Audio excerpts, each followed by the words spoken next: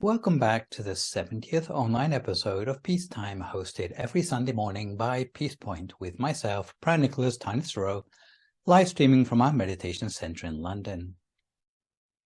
Last time you saw me, we looked at number 28 on openness to criticism. With the Dhamma talk today, we'll continue in our series on enlightened living to the third blessing in the Instilling Oneself with Higher Virtues subsection. That is number 29 on the sight of a true monastic. So today's session will run to about an hour and 10 minutes, starting with a 20-minute talk to define the sort of monastic it is a blessing to see, then 30 minutes of meditation and 20 minutes on how to see a monastic in a way that brings blessings. The underlying principle of acquiring the higher virtues is that the patience and openness to criticism developed in the earlier blessings, together with seeing a true monastic in this blessing, will be a foundation to prepare us to discuss spiritual teachings with a monastic, which is the topic of the next blessing. The objectives of this blessing are firstly to make ourselves worthy of discussing the Dharma with a monastic. Since a monastic is an ordained person who has no need of anything from anyone, they are no longer motivated by fame or social standing. If we cannot be sufficiently patient to listen to what they have to say, then why should they bother to teach us at all? Even if you were to conduct yourself in a pleasant way, their main priority is to attain liberation from the world, training themselves in seclusion. This is why, if you were to conduct yourself in an inappropriate way, you would be an unattractive prospect indeed to be taught by them. The second objective of seeing a true monastic is to recognize the sort of monastic able to benefit us with their teaching. Part of the objective of this blessing is to allow us to recognize a good monastic when we see one, and at the same time to avoid being taken in by those masquerading as monastics. We mustn't overlook qualities that make someone a true monastic, otherwise we run the risk of meeting a monastic without recognizing them as such, as did the main character Gamanita in Karl Gellerup's Nobel Prize-winning novel The Pilgrim Gamanita, about a man who searched high and low for the Buddha, hoping the Buddha would heal his broken heart. One day he met an old monk and ended up talking to him all night, because the monk seemed to be able to answer all his questions. The next morning he bade the monk farewell and continued on his search for the Buddha, without realizing that the monk he'd been talking to all night had been the Buddha himself. Even when at the end of his life he was gored to death by a mad cow, he still didn't realize who he'd been speaking to. This is why, if you don't want to make the same mistake as Gamanita, you must study the 29th blessing of the Mangala Sutta attentively. The third and final objective of seeing a true monastic is understanding by example the meaning of Dhamma we have not experienced for ourselves. With higher virtues, if you just say such and such is a good virtue, is good in such and such a way, it brings the listener no close to understanding it. You always need to give an example. Supposing you tell someone, keeping the ethical precepts will unburden your mind, and someone had never heard of the precepts, they would disagree immediately because ethical precepts look like a way of cluttering up the mind with prohibitions. To the uninitiated, the more precepts you have, the less life has to offer. To them, being as free as a bird equates with keeping no precepts, because you can do exactly as you please. You can be edgy, you can be badass, you can be promiscuous. They would argue that keeping no precepts would certainly make for a happier life. They have only ever seen cheerful drunks, nightclub singers, dancers, and boxing crowds. So if you insist keeping the precepts makes you cheerful, they might accuse you of lying. However, the day such a person meets up with a monastic who keeps 227 precepts, who is peaceful and has a radiant complexion, they will realize, yes, monastic is cheerful too, but it may be a kind of cheerfulness that they have never encountered before. On the contrary, if someone has never met such a monastic before, there would be no way they could realize the capacity of the precepts to make people happy. People need to understand things based on their previous experience. If one tries to understand something new in terms of experience in which one is lacking, it's impossible to make the conceptual leap. There is a quick story to illustrate this point. Once upon a time there lived two friends, a turtle and a fish. The fish was confined to the water, but the turtle was amphibious and could travel in the water or on the land. When the turtle returned from its travels on the land, it would tell the fish about all it had seen. At first the fish was not very interested, but after hearing the stories about the land, day in, day out, it became more and more fascinated. The fish asked, "When you say that birds fly, do you mean like a frog?" Well, everyone knows the difference between a hopping frog and the flight of a bird. But the turtle was unable to make the fish understand the difference. "And when you say that elephants are large and have tusks, are the tusks the same as the whiskers on a prawn?" Again, the turtle was unable to make the fish understand the difference. "And when you say that trees have trunks, branches and twigs with leaves, are they the same as seaweed?" The turtle was unable to make the fish understand the difference. However many questions the fish asked, the turtle was unable to explain.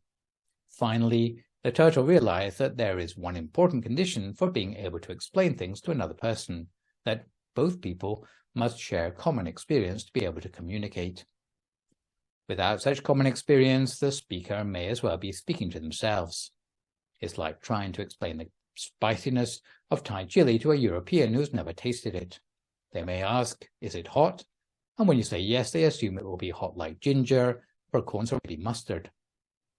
The only way to explain it is to share first-hand experience by saying, "Open your mouth and shut your eyes," at which point it will suddenly dawn on them that hot for Thai chili means hot like red-hot charcoal. The word for seeing a true monastic in this blessing is samananancha dasanang. The etymology comes apart as two words, the word samana, which means peaceful one, and the word dasanang, which means to see. To look a little closer at what we mean by samana, we had better compare translations of a few other similar words. The word papajita means an ordained person, in other words, a person who's gone forth into the homeless life. They will not marry and have decided to remain single and to spend their time training themselves in meditational discipline instead. A papajita can belong to any religion and may not necessarily be Buddhist. The word bhikkhu means a certain sort of papajita in Buddhism who supports themselves by collecting alms and who must practice the Dhammas of a peaceful one, according to the regulations laid down by the Buddha. The word samanera means a novice monk, which is also a type of papajita, but is usually a minor aged between 7 and 20 unless they are an adult postulant. Even those who wear white to practice their precepts at the temple are also a precursory sort of ordinand. Buddhist nuns are also a form of ordinand. By comparison, the word samana should be reserved for bhikkhus who really practice the Dhammas of a peaceful one, to the point that they are peaceful in body, speech, and mind. A samana therefore means a monastic whose body, speech, and mind are already well trained, someone who I refer to from here on as a true monastic. In previous revisions of this lecture, I always used the word monk instead of monastic, but thinking about it, all the same blessings can be derived from seeing a well-practicing female monastic, so I have chosen to use a more inclusive word. As for the word dasana, this comes from the same root as a possibly more familiar word darshan. The word translates literally as viewing, but can also mean to have audience with. It is also spelled darshana, and in Indian philosophy and religion, particularly in Hinduism, it means the beholding of a deity, especially in image form, a revered person, or a sacred object. Hindus especially have the idea of deriving blessings from laying eyes on a guru. Darshans are also found in Buddhism and Jainism, but in the Buddhist context we are looking at today, it means seeing an exemplary sort of monastic. Just because a person shaves their head and dons robes doesn't automatically make them a true monastic, as many of you will be aware from the recent news feature about meth-addicted monastics in Thailand. Unfortunately, there are some monastics who have a daily regime which consists of nothing more than eating, sleeping, and watching the sports channel. Such monks could hardly be called true monastics. At the most generous, they might be considered trainee monastics, nothing more than bhikkhus. So you have to be careful about your definition of a true monastic, because if you pick the wrong sort of monastic, you will regard monks as parasites rather than blessings. In cases where you see monastics doing unsuitable things, you should remind yourself that they are just trainees, but are not yet true monastics. The Samanyapala Sutta teaches us not only the thing which identifies a good monastic, but also characteristics of monastics to be avoided. The first of these is lacking faith in the Vinaya, or monastic discipline. It leaves monks without any intention to train or improve their ethical behavior. Some ordain simply to escape their worldly problems, like monks in the news who were usually meth heads before they were ordained, or to avoid the hard work of earning a living. Some ordain to evade legal proceedings. The second characteristic of a problematic monastic is laxity in following monastic code of conduct. This is obviously in the case of monastics lying, taking drugs, taking an evening meal, or listening to music. The third characteristic of a problematic monastic is going to places which are out of bounds, or agochara, for a monastic. This may include monastics going to places of entertainment or commerce on personal business instead of by invitation. The fourth characteristic of a problematic monastic is gambling, or encouraging supporters to waste time with gambling. The fifth characteristic of problematic monastic is being interested to converse on worldly subjects. Such subjects might include fashion or waging war, or other subjects not directly concerned with monastic duties. The sixth characteristic is involvement with jobs that are the domain of the householder. These may include tasks such as matchmaking, or being a go-between, or canvassing for votes. A seventh characteristic is making a living out of black arts. Examples might include fortune-telling, initiations, charms, witch doctory, numerical house charms, and yantras, making predictions looking at the vital signs of adults, children, or animals, or lucky stars for marriage. An eighth characteristic is playing games, and such games might include chess, drafts, cards, computer games, or even ball games. A ninth characteristic is boasting, and this may include boasting about one's personal ability or looking down on the abilities of other monastics. The 10th characteristic of a problematic monastic is indulging the senses, which is particularly difficult to avoid in the present day with the accessibility of the internet.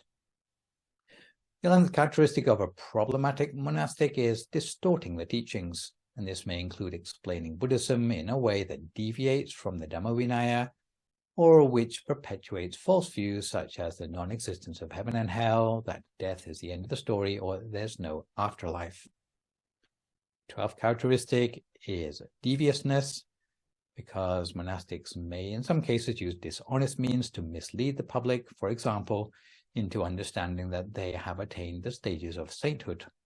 I once came across the example of a monastic who had predicted disaster for a mixed couple, a Western husband and a Thai wife, which they could only avoid if a substantial donation were made to his temple. Although the couple were not taken in by this charade, it shook the faith of the Westerner, who never trusted Buddhist monks again. And the final characteristic of problematic monastics is displaying a lack of contentment. This might be noticeable from the way a monastic's accommodation is furnished, with excessive luxury perhaps, a big screen TV, accumulating lots of bric-a-brac beyond any possible utility, none of which are helpful for their Dharma practice.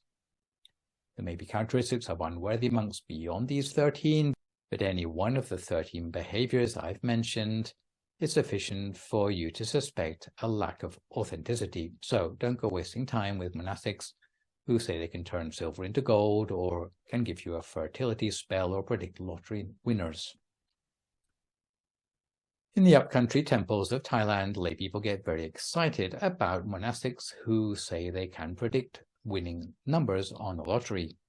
When coming to Wat Phak Nam, however, such people would be disappointed because Luang Por used to make it known at Wat Bak Nam there's no holy water, no lucky numbers, no spells, no fortune-telling. All we have is a stopping of the mind. What do you want from the Buddha's teachings, the bark or the heartwood? Shortly after World War II, around 1955, black market lotteries were rife in Thailand. Normally anyone asking for lottery tips would be chased out of that temple. One day, however, a regular in the congregation who practiced meditation sporadically had come to Luang Por asking for lottery tips to ameliorate his poverty. Luang Por didn't say a word, but he turned to one of his attendants for a pencil and paper. Luang Por scribbled briefly on the paper and sealed it in an envelope. The layman put out his hand to receive the envelope, but Luang Por withdrew it from reach, saying, "Don't you forget, this lottery is going to be the most important of your life. It will bring you riches both in this life and in the hereafter." The layman was ecstatic, smiling broadly and thinking about his riches. Luang Por had his conditions, however. Don't forget, don't rush to open this envelope. Wait until you get home, take a wash and freshen up. Have a good meal, do your evening chanting, sit for meditation until your mind is clear as a diamond. Don't dare to open the envelope if your mind isn't yet clear, otherwise you'll miss out on worldly success. As soon as the layman stepped down from the pavilion, a crowd gathered around him. Some people fought with one another in order to get the best price to buy the envelope from him. He refused to sell it, however. There was no way he was going to give up the prospect of riches. He went home without telling anyone, bathed, had a meal, and kneeled down to do his chanting. His wife and children said nothing, but noticed he was meditating much more seriously than usual. As soon as he thought his mind was clear, he whipped out the envelope and prepared to receive his lucky number. He cautiously opened the envelope and took out the slip of paper. On the paper were written 9 words. The more you gamble, the more you rob yourself. He nearly had a heart attack. He thought angrily, if Luang Por wasn't going to help on the lottery, why didn't he just say so? Why does he have to insult me as well? Next, he felt regret. He hadn't sold the envelope when all those other people had offered to buy it. However, the peace of mind from having just completed his meditation still pervaded his mind, and he started to think, if Luang Por has gone to such lengths just to teach me a lesson, it means that I really have no chance of winning the lottery. And from that day forth, he lost all interest in the lottery. All his old lottery friends who had used to be wealthier than him gradually went bankrupt one by one. Some never won the lottery. Others did win, but the organizers refused to pay up and died in the ensuing fights. The layman continued with the task of earning an honest living, and from the successful business and the money he saved from not buying lottery tickets, he soon became wealthy and contributed to the temple's upkeep. At last he realized that Luang Por hadn't tricked him with promises of fortune all those years ago, but had wanted him to realize his true wealth rather than letting the lottery gobble up all his income. As we will see later, there are different levels on which we can catch a glimpse of a true monastic. However, we can start by making some generalizations which apply at all levels of description of a monastic's behavior. Firstly, a true monastic must be peaceful in action. They must be completely free from actions that might harm others. They cannot carry weapons, pick fights with others, or even join a demonstration, except perhaps for protesting an alcohol IPO on the stock market. They cannot beat the pulpit with their fist as they give a sermon. None of their physical actions must be provocative. Anyone who sees them must be left with nothing other than a positive impression. They may not be attractive in the same way as a movie star, but they will be inspiring and uplifting to those who see them. If a monastic has no presence, then maybe it is because they lack confidence in their own worth. A true monastic will have confidence in their own good deeds, so they will not feel embarrassed no matter what company they're in. Second, a true monastic must be peaceful in speech. They must be completely free from malicious gossip, harmful speech, or boasting. How would you like to meet a monastic who said, "My temple is the best. Any other temple pales by comparison"? My way of meditation is the best. Don't bother paying attention to any other sort of meditation. Monastic must be well-spoken, and what they say must be serious, not just said to get cheap laughs. It's also not suitable for a monastic to take sides in matters such as politics any more than they would refuse a particular person a funeral. Thirdly, a true monastic must be peaceful in mind. They must train themselves to rid the mind of thoughts of greed. If a monastic doesn't try to free their mind from greed by training in meditation, before long they will want to have supplementary activities such as being a witch doctor, a fortune teller, or a lottery tipster. In the same way, they should not allow their mind to come under the influence of hatred or ignorance. However, it is easier said than done. They must try to train the mind the whole of the time and always maintain a good temper.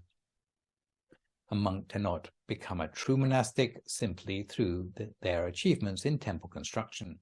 The sort of monastic efforts that make a difference to their authenticity are to make sure that they are never a danger to anyone. Secondly, they should not be biased by the temptation of wealth. If you find monastics overtaking one another on an arms round to compete for food, could you trust them with anything more valuable? Thirdly, they must practice the dharmas of a peaceful one, which means that they must train themselves to avoid the temptations of excessive eating and sleeping. They need to have a steadfast daily routine, joining the morning and evening chanting without fail, studying Buddhist scriptures, and memorizing the chanting used in ceremonies. Their manners should be polite. And lastly, monastics should practice the austerities to reduce any residual bad habits in the mind. These include the practice of meditation and the austere practices that we will hear more about in Blessing 31. That are supposed to help monks avoid the temptation of continually pleasing themselves. In conclusion to this general introduction to the features of the true monastic, we can say that a monastic is someone whose happiness comes entirely from spiritual sources. We have already seen from the contentment of Blessing 24 that happiness can come from either material or spiritual sources. But for a true monastic, the connection with happiness from inner peace is so well developed that it manifests in all that they do and in their appearance as well. So now we are a little more well informed about what is meant by seeing a true and not so true monastic. Let's see if we can channel our inner monastic by settling ourselves down for 30 minutes of meditation, which today is a recent live recording of World Peace Through Inner Peace. If at this time you would like to find a comfortable sitting position for yourself as you listen to my guidance.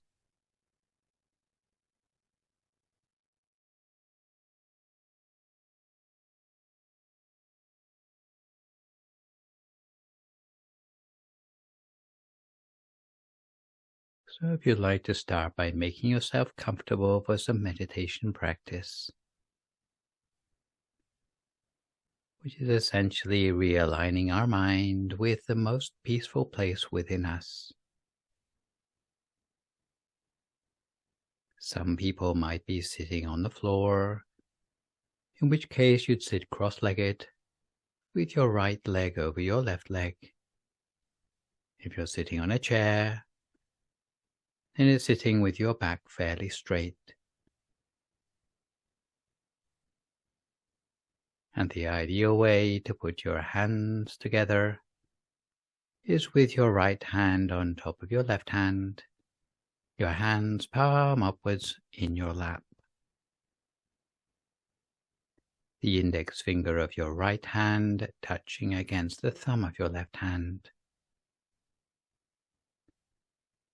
And at this point, you can close your eyes very gently. You might close your eyes as if you're only just half closing them, almost as if you were closing your eyes to go to sleep. Never squeeze your eyes closed, and make sure there's no pressure around your eyes. And although we've adopted the ideal body position for meditation, we might take a few moments just to check down through our body, to be sure that each and every muscle in our body is as relaxed as possible. starting at the top of our head, scanning down through the whole of our face, relaxing the muscles as we go, relaxing our jaw, our neck, and letting our shoulders drop to their natural height, just letting any tensions go. Relaxing both arms, forearms, hands and fingers, until the way our hands rest in our lap is as light and gentle as possible.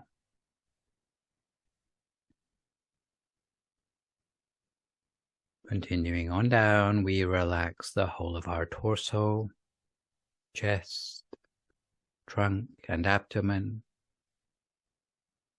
especially the muscles across our tummy. And then we relax both legs, all the way down to our feet and our toes. You might notice, in case there's any knots of tension remaining, we do our best to relax them as far as possible, until our whole body feels ideally light in weight, possibly as if it has disappeared or melted away into the atmosphere around us.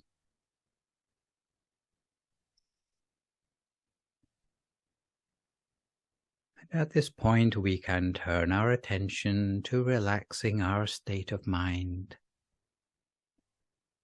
It's also part of our pre-flight check before the meditation itself.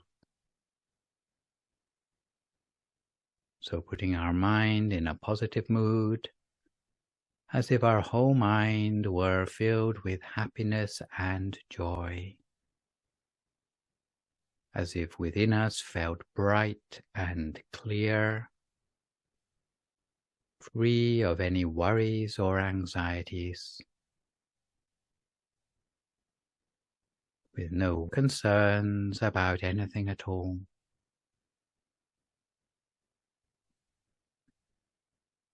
Letting go of any baggage that we have brought to the practice, and filling the mind with positivity, so that our whole mind feels buoyant. And you might imagine that inside your body is just a hollow cavity, as if you were sitting alone in empty space, as if your body were just a transparent shell, completely empty inside you. Or perhaps as if your body has been transformed into a sort of transparent bubble with nothing on the inside.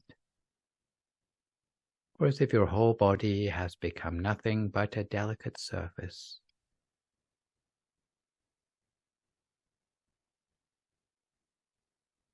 And within this empty space of our body, this personal space of ours, we remember back to that visual image or tactile object which we imagined a few moments ago. This time letting it float gently downwards within the space of our body until it reaches a point somewhere around the center of our abdomen, at our solar plexus, or as we sometimes know it in our tradition, the seventh base of the mind, about 2 finger breadths above the level of the navel. When we're starting out in the meditation, it's always slightly approximate, because the mind really needs to settle to a point of stillness to see the actual center of the body clearly. In practice, we just approximate to this point, focusing our attention anywhere in the area of the stomach, giving the exact position the benefit of the doubt for now, selecting anywhere that feels right for us. And later, as the mind settles more, it will naturally gravitate to where it needs to be all on its own. If we feel the need to anchor the mind in place, then we might conjure up some sort of inner image or an object that we can feel in a place that feels the most comfortable for us, holding the attention in place as continuously as we can for as long as we can, avoiding letting the mind slip away anywhere else if we can help it, bringing it back each time if it should happen to wander. If thoughts come up in the mind, we do our best to ignore them,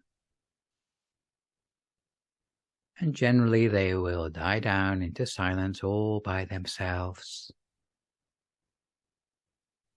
But if we feel the need to use a mantra as a mechanism to run interference on our thoughts and basically block the thoughts from the mind, we might make use of that traditional phrase, Samma Arahang, Samma Arahang, Samma Arahang, over and over again, with the source of the sound coming up again from the center of our stomach, gradually lulling the mind towards a state that is free of any thoughts. And the two things hand in hand, that is the inner object and also the sound of the mantra if necessary, will help to lead the mind to a place of focus within us, while freeing the mind of thought.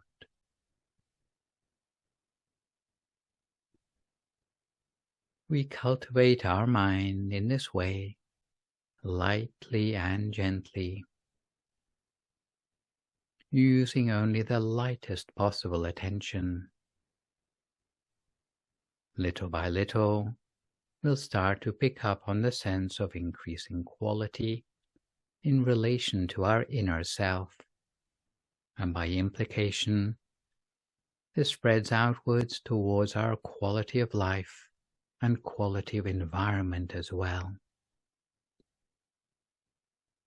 Because sometimes meditators are characterized as a little bit selfish, almost as if we were turning our back on the problems around us in the world. But on a deeper level, what we're doing in the mind is like returning something of the benefits of our meditation to the world around us, not to speak of what loving kindness can do for those around us in the world. Because true peace in the world cannot come about simply by dialogue or debate or even by disarmament. So meditators have a way of contributing to a state of peace in the world where people try to be the change they want to see by bringing peace first of all to their minds, sorting out the obstacles to peace on the battlefield of the mind by reducing the impurities there. So for now, we look inside ourselves to the true source of peace, captivating the mind at the center of the body by means of our inner object and also the mantra if necessary, each to our own practice now in silence, just for a few more moments until we come to the appropriate time.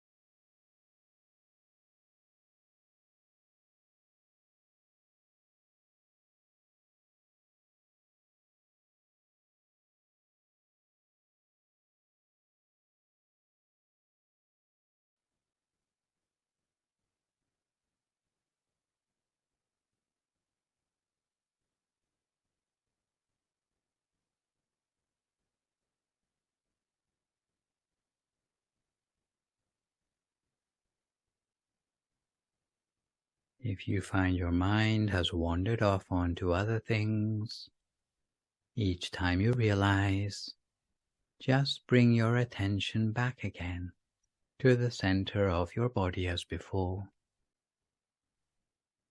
Bring your attention back to the center of the body as many times as it takes to build up that sense of continuity between your awareness and that special place at your center. As you continue to cultivate the mind in this way, you'll find that the number of thoughts become gradually less, with or without the mantra. You'll find that the gaps between the thoughts become gradually longer, until the gaps between the thoughts become longer than the thoughts themselves, and you start to be able to see through to what lies beneath the thoughts in the mind, beneath that superficial layer of rational thinking, giving you access to more intuitive places in the mind, a deeper level of the subconscious, gut feelings, inner wisdom, until at the point where the thoughts die down completely, we'll start to have a permanent connection to those deeper functions of the mind.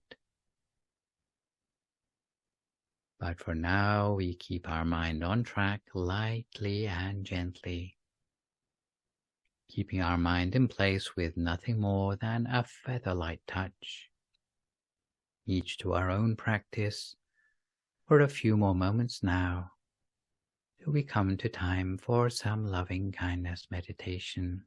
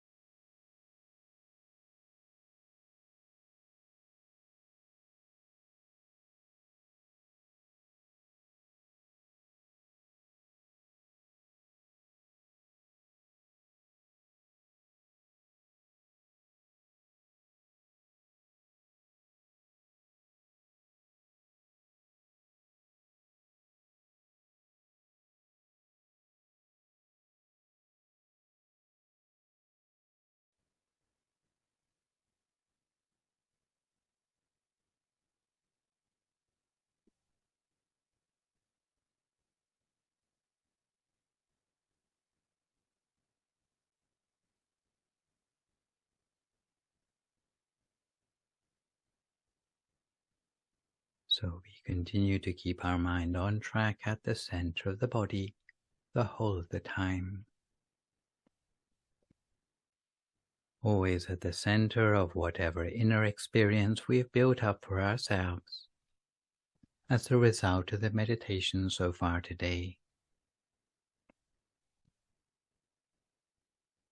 For some people, the meditation will amount to a sense of well-being at the center of the body, in which case we place our mind gently at the center of that feeling. For others, it may be a sense of subtle illumination at the center of ourselves, in which case we bring our mind to the center of that illumination. For others still, it may be more like imagery, pictures large or small in the mind. In the same way, we can come to the center of that picture by touching with the very gentlest of awareness, almost like new fallen snow, touched lightly with a warm fingertip. The inner experience will melt away at the point of contact, spreading outwards, whether it be light, whether it be a feeling of well-being, whether it be a gradually enlarging inner image. This process of spreading from the center of our body is referred to as the spreading of loving kindness. But at this point, we allow the loving kindness to spread outwards to fill the whole of our own body, with the wish that we be well and happy, the wish that we be free from suffering, suffusing the very fiber of our being with a sense of well-being and light, spaciousness and clarity.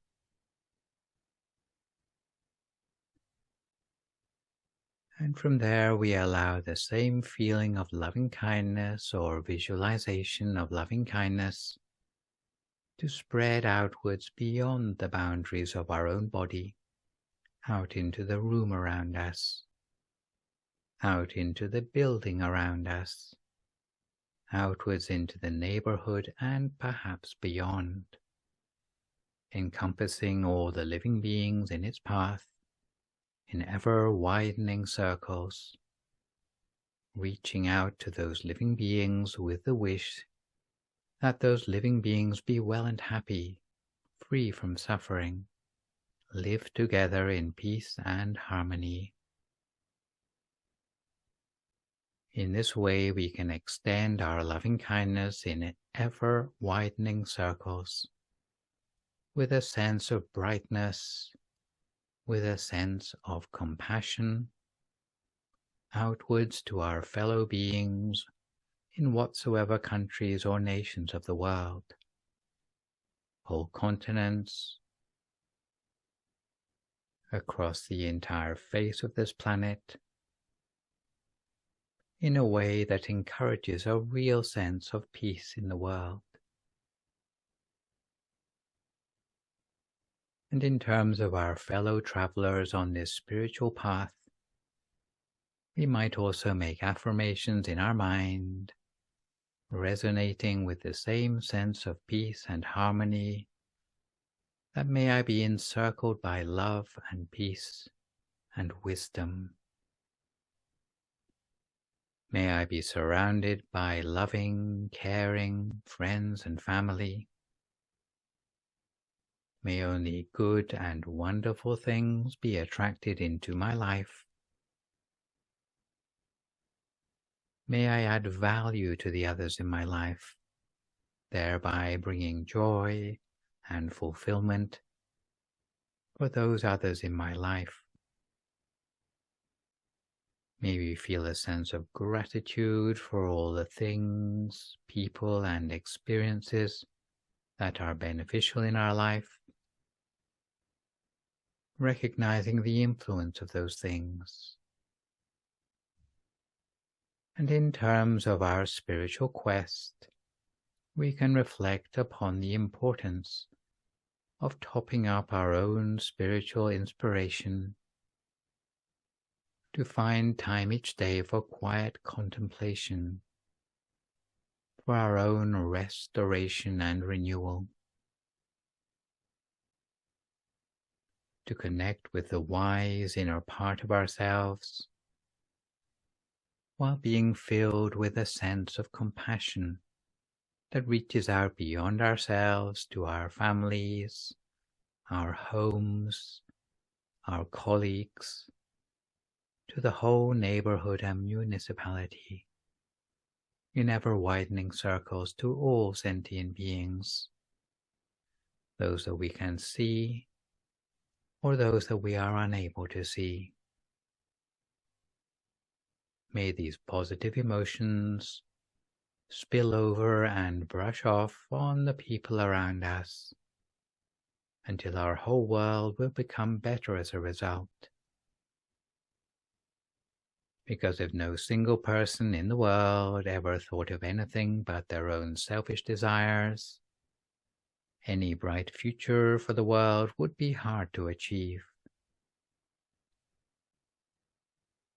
But if individual meditators can cultivate and share the best in themselves, the best of intentions, words, and actions all around them, the world will be turned around into a place that's more welcoming and abundant with opportunities.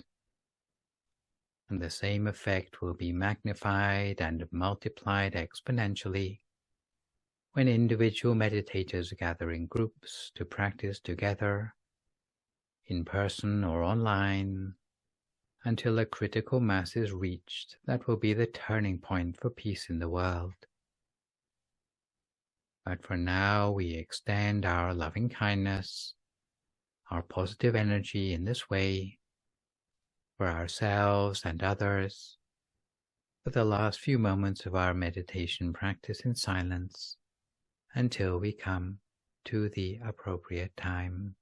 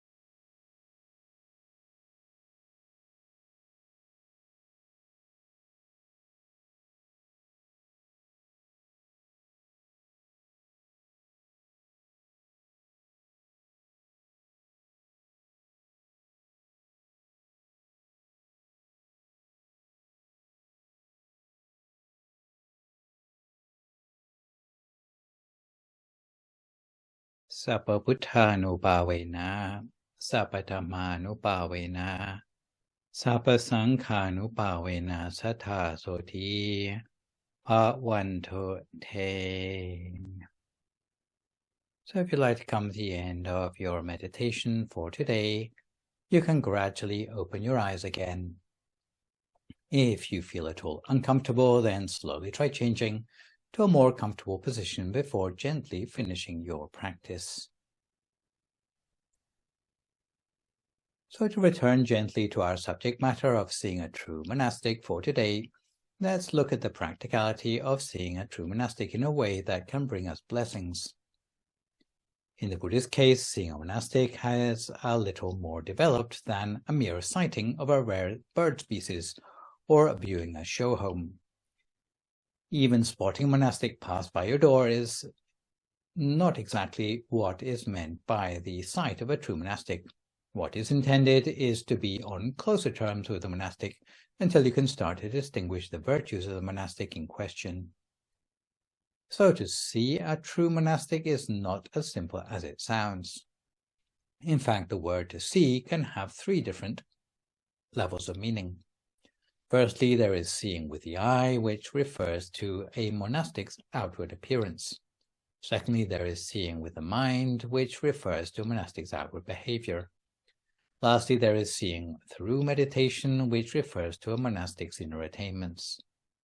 The reason we have to look on all three levels to see a true monastic is because every person is many-layered. So let's consider each level of description in turn.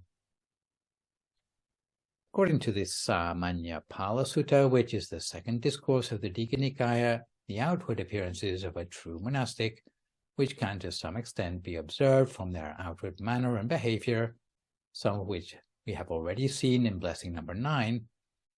The first of these is to be a monastic who has ordained with an aim in mind, which means being obviously purposeful in training themselves to be a good prospect, whether it be in the restraint of the senses, becoming educated in Buddhism, both in theory or pariyatti and practice or patipatti, by study of the scriptures and following a correct method of meditation until being able to tame the mind, bring peace, radiance, and eventually wisdom to understand life and the world as it truly is. In addition to this, they ought to be restrained in accordance with the Patimokkha or Patimokkha Sambhara. They ought to be pure in livelihood or Ajiva Parisuddhi, and they ought to use the requisites only after reflection or Paccaya Paccavekkhana.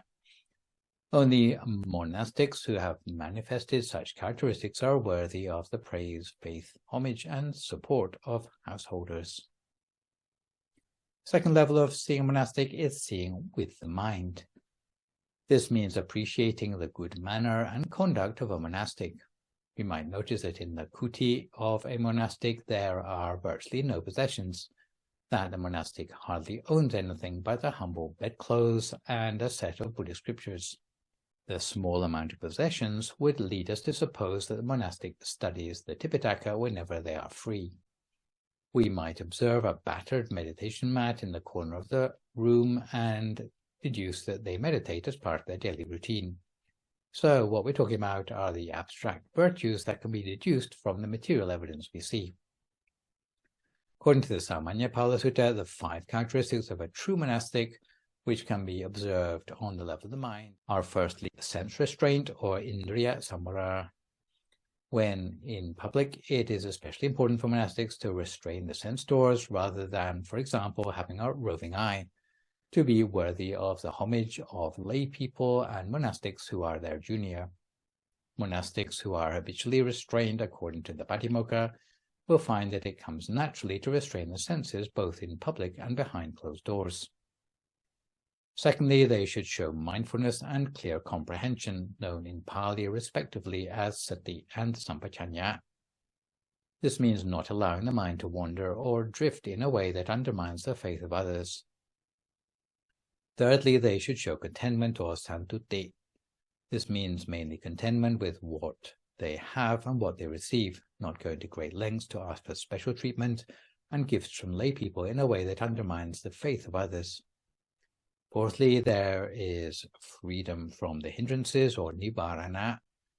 Although the hindrances are hidden away in the mind, a monastic must be careful not to let the hindrances manifest themselves, for example, by losing their temper, by hateful speech, sleepiness, reluctance, boredom with life, or doubt about the teachings. On the contrary, a monastic should show enthusiasm for a life of training, restraint, and give encouragement and guidance to lay people. Fifth and finally, there is the attainment of the absorptions or jhana. This is not something that is obvious to the observer. Also, a monastic will not inform you because to inform you would be in breach of the vinaya or the monastic conduct. However, for a monastic who is able to overcome the hindrances and make further meditation and progress, attainment of inner brightness of absorptions will be obvious to others indirectly by improved conduct, ability to teach others clearly, and from a bright physical complexion.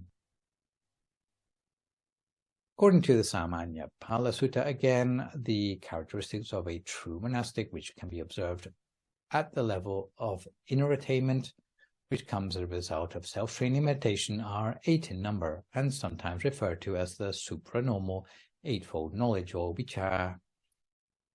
and they comprise insight knowledge or vipassana jnana, mental powers or manomayiti, miraculous powers or itiviti, supranormal hearing or tipasota, knowing the minds of others or ceto pariyaya jnana, recollection of previous lives or pulpe nivasa nusati jnana, seeing the arising and passing away of other beings according to their karma or tipachakku, sometimes called jatupapatayana, and knowledge of an end of defilements or asabhakaya jnana.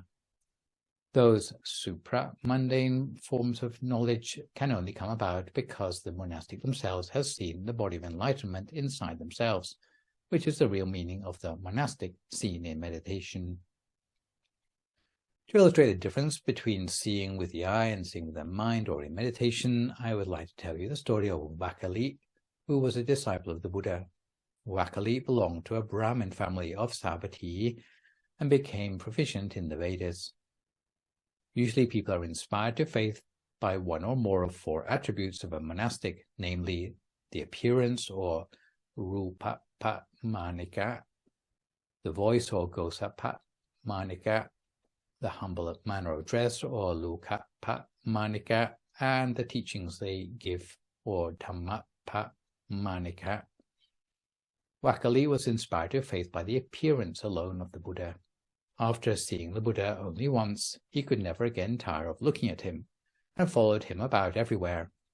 Any day he could not see the Buddha, then he felt depressed.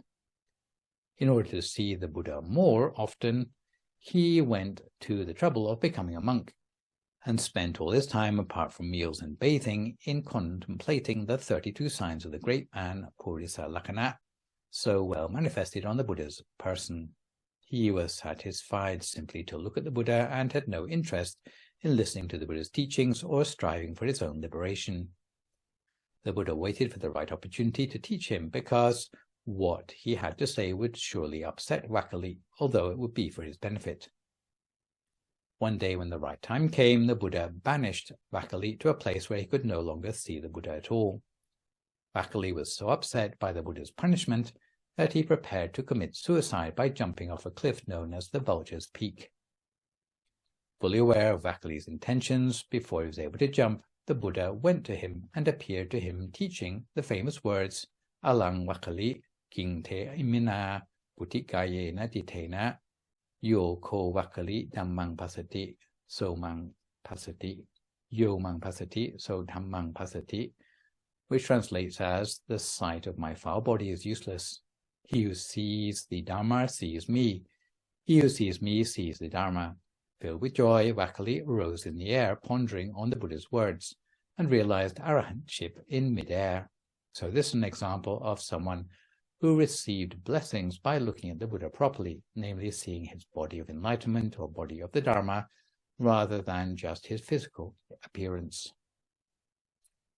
In order to gain the full benefit of the sight of a monastic, it's important not only to see that monastic, but also to hear their teaching, to memorize it, to reflect on it, and apply it for one's own and others' benefit in the same way that was mentioned for academic teachings in Blessing 7 on the learning process. In addition, it's also necessary to help and support the monastic in order to learn by example the virtues which may be hard to transmit in words. In order to gain full benefit from seeing a true monastic, if we should have the opportunity to offer hospitality, either in one's home or perhaps if we come across a monastic who is traveling, being able to offer hospitality is usually considered a privilege for the provider because it traditionally brings 5 blessings: the path to heaven, rebirth in an influential family, and attainment of honor, wealth, and wisdom. For these 5 benefits to come to those offering hospitality, the person providing it should try to make sure the hospitality covers the entire traditional package. Firstly, the householder should treat the monastic with respect, and this may refer to bowing with a 5-point bow to the monastic. If it's not convenient for you to bow, for example, the floor might not be clean, or there are a lot of people, you risk being run over by a car, then join your hands in a gesture of prayer, and it's better than nothing. It might also refer to standing respectfully, which means not turning your back on the monastic or otherwise ignoring the monastic. It may refer to looking upon the monastic with faith and respect rather than looking daggers at the monastic or surveying the monastic from head to toe as if trying to say, is that person really a monastic, or what did the cat drag in? Secondly, the householder should prepare a seat or asana for the monastic, which may mean a high or a clean place to sit. Sri Lankan Buddhists will cover the designated chair with a clean white cloth, and it's customary to give the best seat, whatever that may mean, in the house for the monastic to sit on.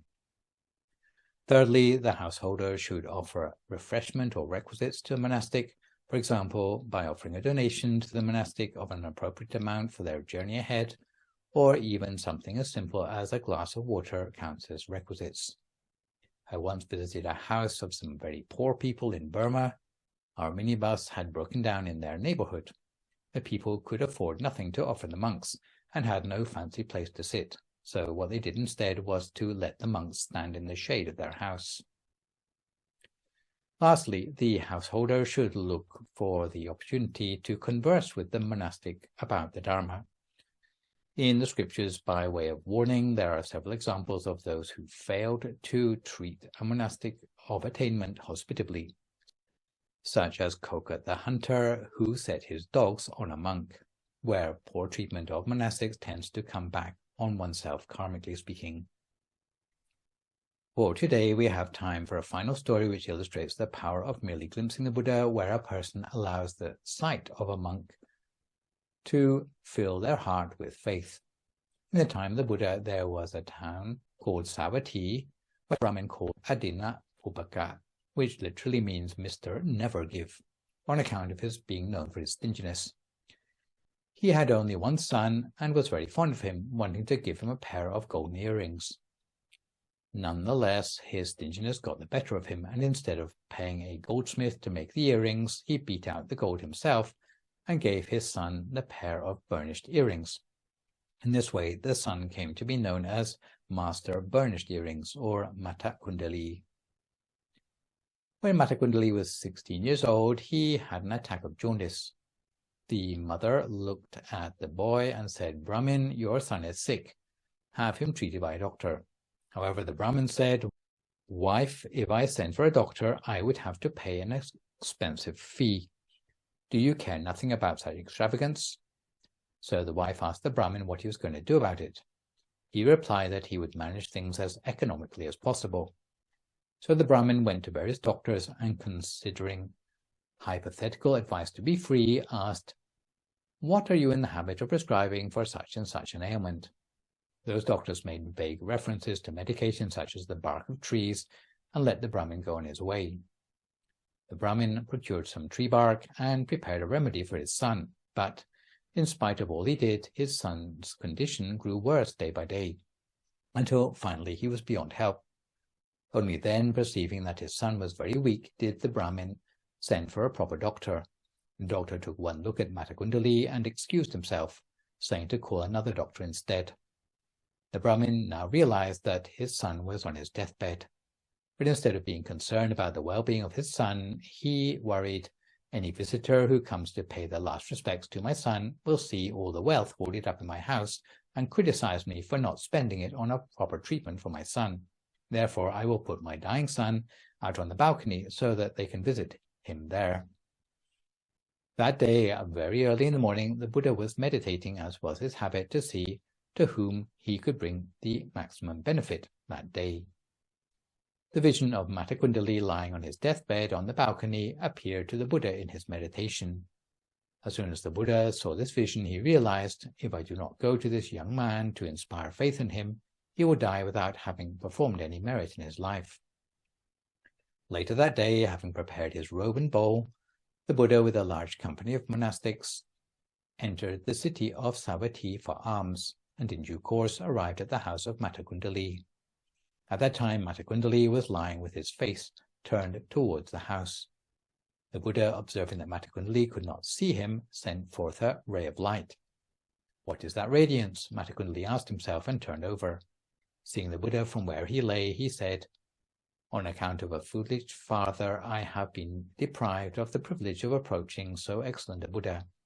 neither have I had the privilege of waiting upon him, giving him alms, or hearing the Dharma.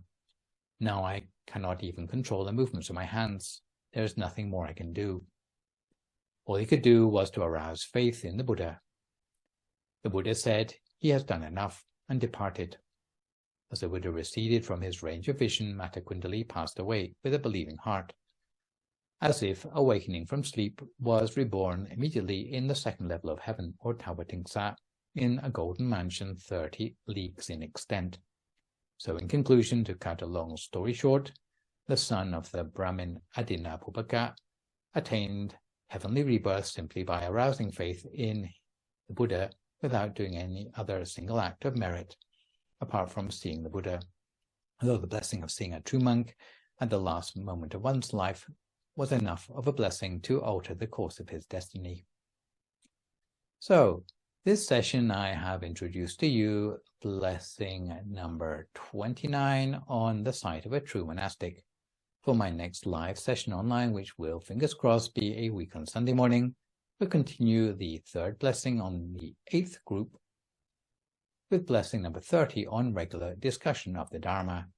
For good measure, I'd like to remind viewers that you can email your questions about meditation or what you've heard in the lecture to the email address, and you can see spelled out in the slide, and I'll do my best to answer these on my next session.